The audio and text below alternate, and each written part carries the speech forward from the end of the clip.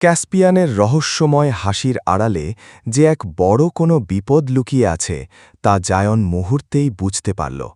সে তার রূপালী দস্তানা পরা হাতটি মুষ্টিবদ্ধ করল। সোলারিয়ার রাজপ্রাসাদের প্রধান ফটকটি যখন খুলল তখন দেখা গেল প্রাসাদের ভেতরটি কোনো পাথরের দালান নয়, বরং এটি যেন এক বিশালাকার আলোর লেন্স। সূর্যের প্রতিটি রশ্মিকে আয়নার মাধ্যমে প্রাসাদের কেন্দ্রে এমনভাবে কেন্দ্রীভূত করা হয়েছে যে পুরো এলাকাটি দিনের বেলাতেও কোনো উজ্জ্বল নক্ষত্রের মতো চলচল করছে। সম্রাজ্ঞী হেলিয়া তার উঁচু সিংহাসনে বসেছিলেন। তার পরনে সোনালি সুতোয় বোনা এমন এক পোশাক যা থেকে সারাক্ষণ এক মৃদু আগুনের আভা বের হচ্ছে। কিন্তু জায়নের নজর সম্রাজ্ঞীর ওপর নয়, বরং তার সিংহাসনের ঠিক পেছনে ছায়ার আড়ালে দাঁড়িয়ে থাকা সেই দীর্ঘদেহী মূর্তির ওপর স্থির হল।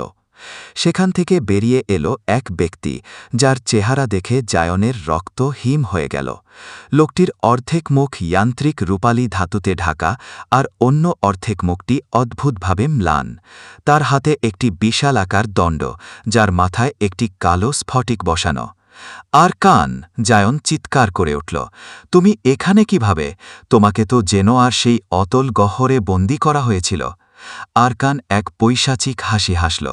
তার সেই যান্ত্রিক নীল চোখটি জায়নের হাতের দিকে নিবদ্ধ। গহ্বর আমাকে বন্দী করতে চেয়েছিল জায়ন, কিন্তু আমি সেই গহ্বরের অন্ধকারকেই আমার শক্তিতে রূপান্তর করেছি। সোলারিয়ার সম্রাজ্ঞী আমাকে আশ্রয় দিয়েছেন, কারণ আমি তাকে এমন এক শক্তির কথা বলেছি যা দিয়ে তিনি মৃত্যুকেও জয় করতে পারবেন। সম্রাজ্ঞী হেলিয়া শান্ত গলায় বললেন, জায়ন, আরকান এখন আমার রাজকীয় পরামর্শদাতা। সে দাবি করেছে যে তোমার হাতের ওই কালো দাগটি আসলে এক বিশাল জাদুকরী ভাণ্ডার। যদি তুমি সেটি স্বেচ্ছায় সোলারিয়াকে দান করো, তবে আমরা তোমাকে জেনোয়ার সর্বশ্রেষ্ঠ শাসক হিসেবে স্বীকৃতি দেব। এটা দান করার মতো কোনো জিনিস নয় সম্রাজ্ঞী। রেভেন এক পা সামনে এগিয়ে এলো। তার হাতে থাকা যান্ত্রিক হাতুড়িটি মৃদুভাবে কাঁপছে। এটি একটি অভিশাপ, আর আরকান যা বলছে তা কেবল মিথ্যে মায়া। সে ওই শক্তি ব্যবহার করে সোলারিয়াকেও অন্ধকারে ডুবিয়ে দেবে। হঠাৎ আরকানকার হাতের দণ্ডটি জায়নের দিকে তাক করল। দণ্ডের সেই কালো স্ফটিক থেকে এক তীব্র আকর্ষণী শক্তি নির্গত হতে শুরু করল।